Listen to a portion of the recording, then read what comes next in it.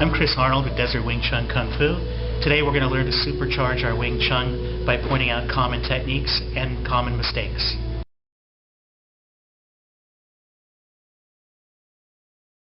First is the punch. We use 3 parts of the arm: wrist, elbow, and shoulder to make the punch. So as we're sitting, we want our elbow down and straightening out our arm, straight to the target. Now, when I straighten out, that's my elbow pushing forward. Now you notice with the wrist cocked here, as I straighten it forward, there's a natural snap. Now, as I rotate my shoulder, drives it in. So there's the 3 parts of the arm. Now when you hit in the air straight, so all the force, like a towel snapping, goes straight out. Not down, where you snap your elbow. Straight out. If I hit a target though, like a person or a wall bag, I'll hit bent. So that way my force can transfer through into the target. That's a straight punch.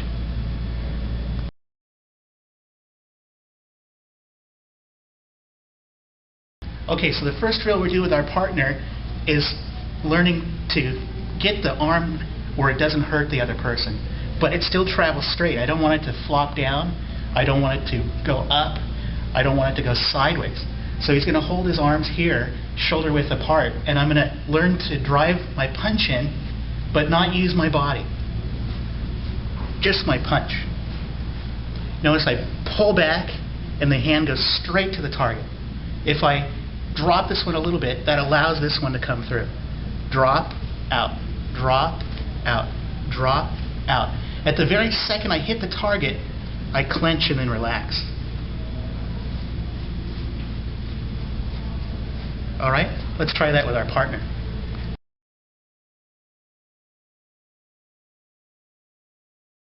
Go.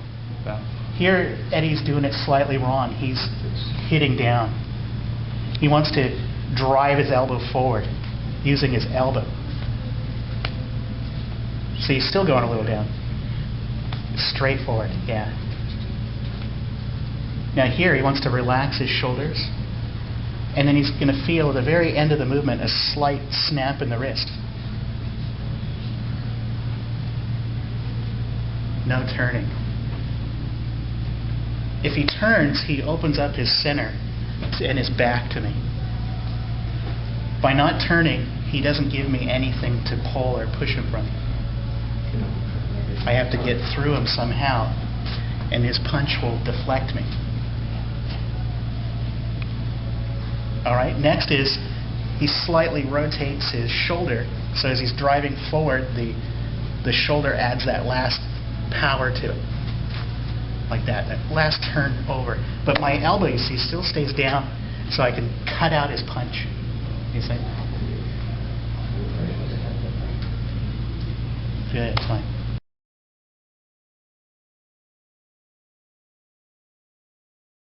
So here's also another common mistake.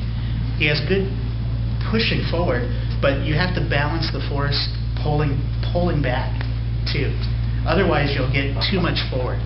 You want to balance by pulling your arm back and pushing your arm forward. Also notice I'm not coming to my chest, I'm coming to my elbow. And the reason for that is if I come to my chest, my arm is too much sideways and I have to drop it in to get my punch to go straight. If I'm here, I can push straight because the forearm is lined up with the target already. So as I pull to this position, I'm already lined up to hit again.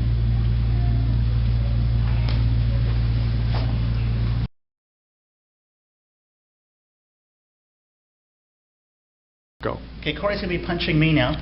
Now, as he's punching, he's getting that distance where he can extend his arm all the way. Okay, go.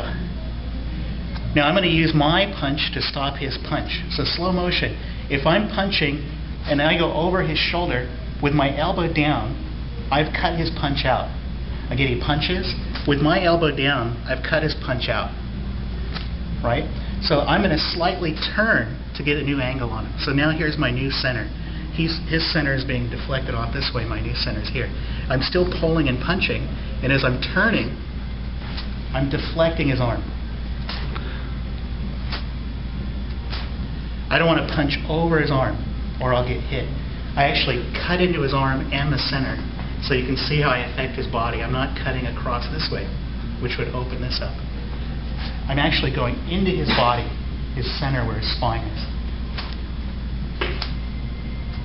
Notice now my arm is bent, so when it does hit, I can expand the force through his body. Before I was on the chest and I was able to miss him by an inch. Now I'm a little bit closer, and I'm doing the same technique, turning, so I can press him.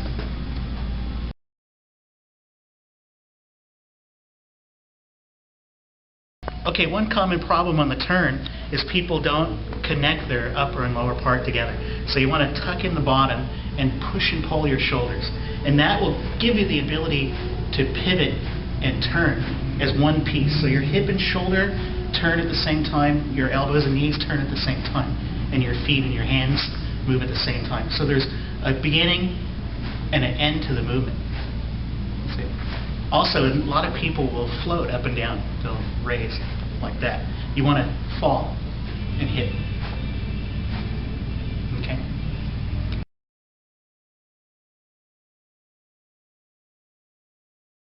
Okay, a big mistake that a lot of people do is they don't know when to turn. Step, step, turn. Step, step, turn. So I'm still keeping my butt relaxed until right here. Then I tense it. Step, turn. Step. I still push and pull my shoulder and pull and push my hand. And I want to feel sinking. Okay? Now Maury's punching me in the center. I want to turn, but maybe sometimes I feel like I can't get around it. So I'm going to step, turn. Step, turn. This is going to give me more of an angle. Still, I'm able to push him. All right, step and face. Right, step and face. Now I might take a tiny step, or I might take a big step. All right, let's try it. The first one, John is attacking me. I can immediately get him first. Right, he's attacking. I get him here first. There, I only turn a little bit. Only a little bit, or sometimes even straight if I feel my elbow can stay there. Right? Turning just a little bit to get out of the way of his force, like a bullfighter brings him in. So the next one is I don't think I can stop his force, so I dodge out of the way and I have to get in there. He punches, I dodge out of the way and I have to get in there. Now I have position. See, here I could just turn. Here, if he's punching, maybe I have to dodge first and turn. So Wing Chun doesn't meet force with force. It's like if you push a stick, one end flops down, the other end flops up. If you push it down, the other end comes up. If you push his head, his body will go forward. If you push his body, his head will come forward. If you push his shoulder, the other one comes forward. If I feel the force here, and I can turn it just enough. If not, I have to step and get out of the way. This is the idea of why we do turning and stepping in Wing Chun. Okay, another common mistake I see a lot is when people cut, they're cutting over here. And this leaves a hole. You see, he doesn't even have to move. He can punch me right here. Right? So I have to make sure when I cut into his center of his gravity, where his spine is. So remember, there's a difference between your center line, which is always in front of you, dividing you into two sides, and the center of his gravity, the center of his spine. So anywhere I hit, I want to go into his spine. You see, that's going to cause the biggest problem. So it doesn't matter if I'm here on the side, I go toward his spine. You see? So as I punch, I got to drive it into the center. And as the other punch comes, I cut into his center. This is how I'm going to be able to stop him from controlling me. He's always going to be off balance, either forward or backward, or right and left, or to each corner. If he's worried about his balance and I'm hitting his center, it's going to be really hard for him to hit me back.